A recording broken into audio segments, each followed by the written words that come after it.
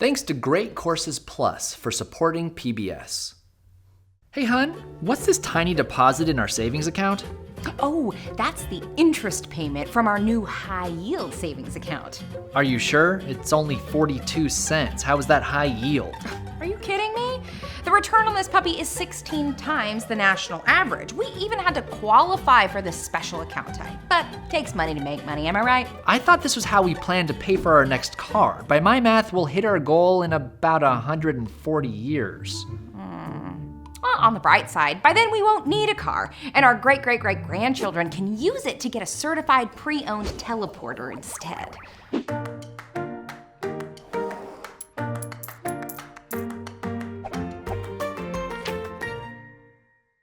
Finding a high-yield place to park your money these days kinda makes me feel like I'm back in middle school hunting for Carmen Sandiego. I see ads all the time for accounts promising high yields, cash back, and tempting rewards.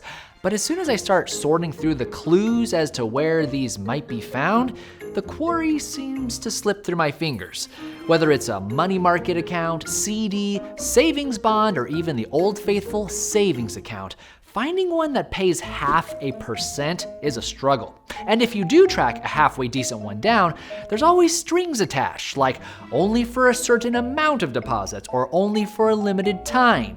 Am I missing something? See, once upon a time, safe, secure deposits at a bank were a pretty solid investment. In 1985, the year Philip was born, you could purchase a 6-month certificate of deposit at your local bank branch and earn an average of 8.05% interest.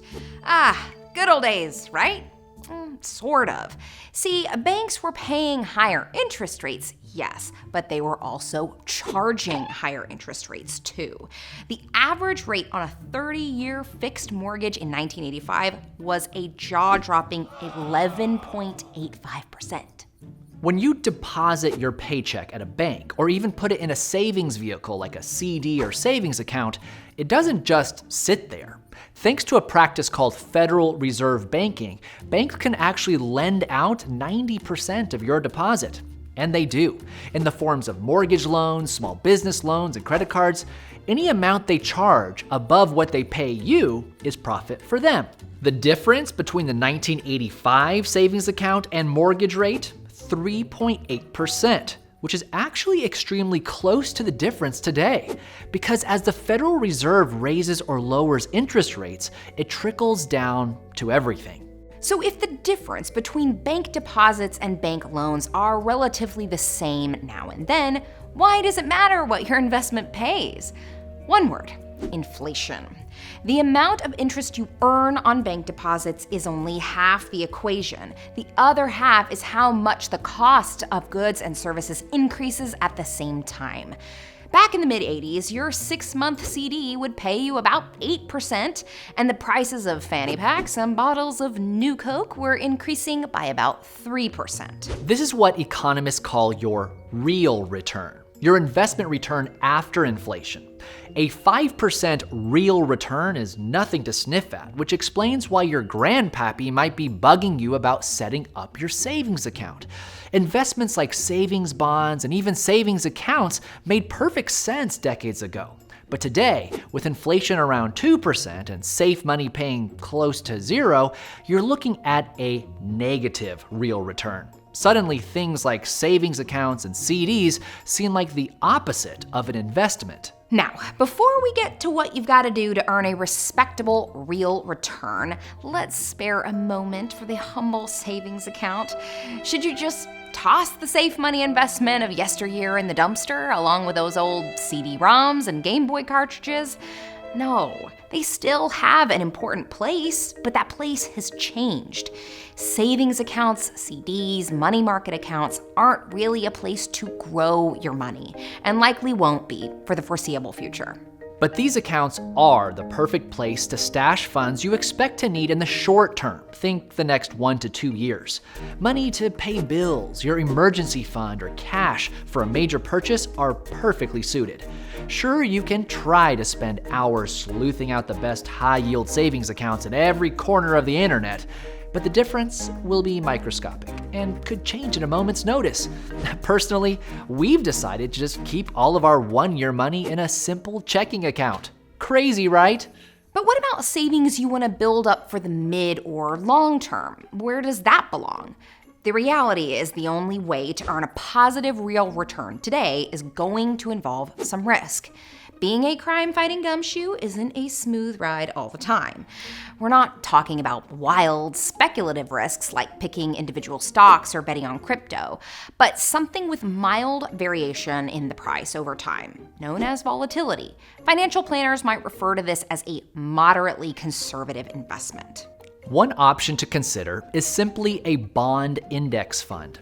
These investments are generally backed by guaranteed government and corporate bonds, and they pay a respectable interest rate, at least more respectable than what your bank account pays. One of the most popular bond index funds has consistently grown between 4% and 5% per year over the last decade. And while there is some fluctuation in the price, it's dramatically lower than the stock market. The volatility makes it inappropriate for money you might need in the immediate future, but could make sense for a goal a few years out. Another newly emerging option is peer-to-peer lending platforms that effectively allow you to be the bank. That's right. You can easily lend out your own money to borrowers and pocket some of the profit margin yourself. Companies like Lending Club, Prosper, and Funding Circle allow you to lend out your money to consumers hoping to avoid banks, and you get paid the interest. Some pay you a flat interest rate, like 5%, but you have to commit your money for a year. Others allow you to pick lenders with higher or lower credit risk ratings and pay anywhere from 5% to the safest borrowers to 13% for the riskiest. While these returns may be enticing, it's important to remember that you run the risk of paying penalties if you need the money before your term is over, or your borrower may default, leaving you with a loss. The bad news is that for millennials and Gen Z, the days of cash savings as a real investment are long gone. The good news is that with some strategic risk and a bit of research, you can still grow your money faster than inflation without having to make wild gambles. And that's our 2 cents. Thanks to Great Courses Plus for supporting PBS.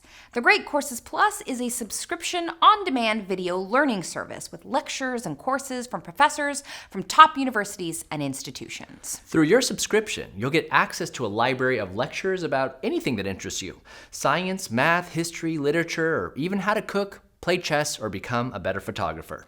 For example, Games People Play will teach you how to apply the lessons of game theory to your job, your business, and your life. To learn more, click on the link in the description below to start your trial today. Thanks to our patrons for keeping 2 cents financially healthy. Click the link in the description to become a 2 cents patron. To hear more about bonds and my Sean Connery impression, check out our video Bond Savings Bond.